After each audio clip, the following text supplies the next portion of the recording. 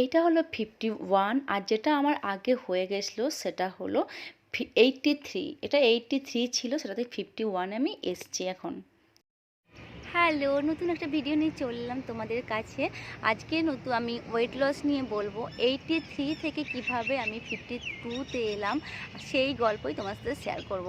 আর তোমরাও এটা করতে পারো, তোমরা যদি চাও, যদি যাদের ওয়েট বেশি, কিভাবে করলে তাড়াতাড়ি করে ওয়েট কমে যাবে। হ্যাঁ, অবশ্যই আমার 83 থেকে আমি 2 দিন 4 দিনে কিছুতে ওয়েট কমাইনি।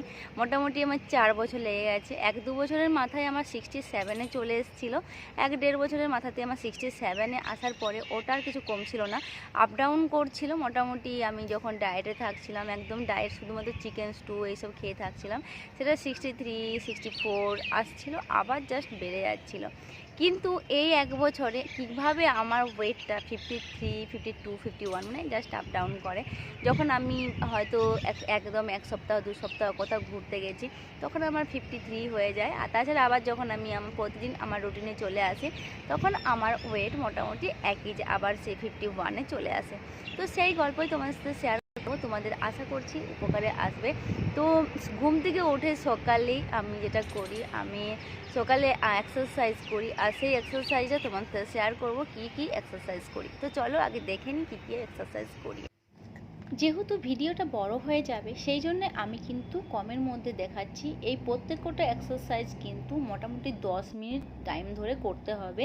আমি এখানে 2-3 বার করে দেখিয়ে দিচ্ছি আমি কি কি এক্সারসাইজ করি। এইটা একটা করছি, এই একটা, আর এইটা করছিলাম কারণ আমার শরীরের উপরের পর্শন প্রচুর ভারী আর চারদিকে পুরো চর্বি জমে গিয়েছিল।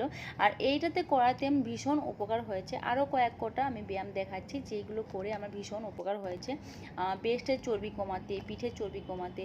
আর এই যে এক্সারসাইজটা, এটা করার ফলে এটা কোমরের যে চর্বি জমে যায়, তল পেটে সিজারিয়ান বেবি হওয়ার পরে তল পেটে যে চর্বি জমে যায়, সেইগুলো কমাতে কিন্তু ভীষণ হেল্প করে। এইগুলো কিন্তু আমি জাস্ট দেখাচ্ছি। এইগুলো মোটামুটি 20 মিনিট করে করতে হবে।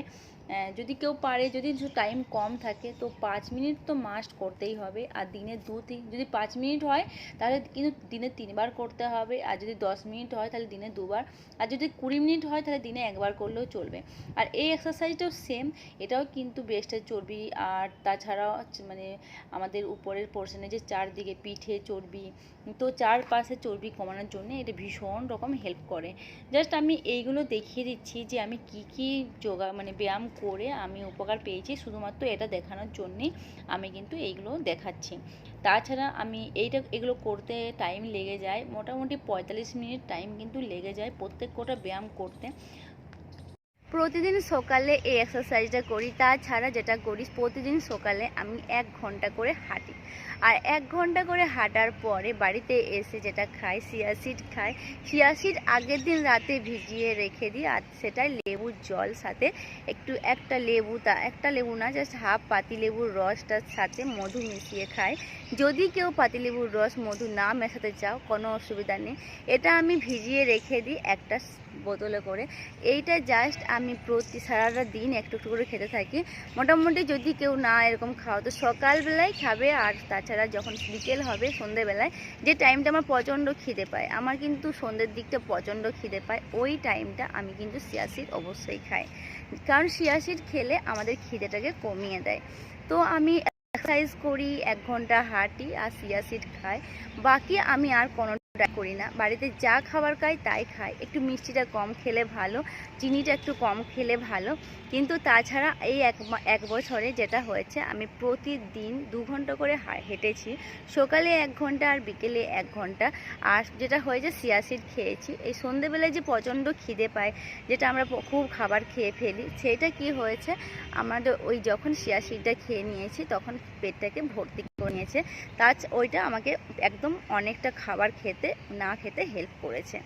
তো এই হলো আমার প্রতিদিনের। আর তাছাড়াও আমি প্রতিদিন, এটা তো গেল সকালে এক্সারসাইজ। আর একবার যেটা আমি সন্ধ্যের পরে এক্সারসাইজ করি, ওটা 15 থেকে 20 মিনিট এক্সারসাইজটা করি। এই এক্সারসাইজগুলো আমাকে ভীষণ রকম হেল্প করেছে পেটের চর্বি কমাতে, ব্রেস্টের চর্বি কমাতে। কিন্তু এই এক্সারসাইজগুলো ভীষণ রকম হেল্প করে। ফুল বডি মানে যখন আমরা ওয়েট কমাই, মানে ফুল বডি যখন আমরা শরীরে ওয়েট লস করি, সেটা কিন্তু আমাদের এই যে 2 ঘন্টা হাঁটছি, বিকেলে 1 ঘন্টা, সকালে 1 ঘন্টা, এটাই ভীষণ রকম হেল্প করে। হ্যাঁ, হাঁটাটা কিন্তু অবশ্যই হতে হবে স্পিডে। জাস্ট এইটুকুই করেছি, আর বাড়িতে যা খাবার হয় সেই খাবারই আমি খেয়েছি, আর কোনো রকম ডায়েট কিছু করিনি। হ্যাঁ, চিনিটা একটু আর ভাজাভুজিটা একটু কম খেলে অনেকটা। আশা করছি তোমাদের অনেকটা উপকারে এসছে, তোমরাও এটা স্টার্ট করো, আর আমি আশা করবো যে 2-3 মাসের মধ্যে তোমরা ফলাফল দেখতে পাবে, আর আমাকে অবশ্যই জানাবে।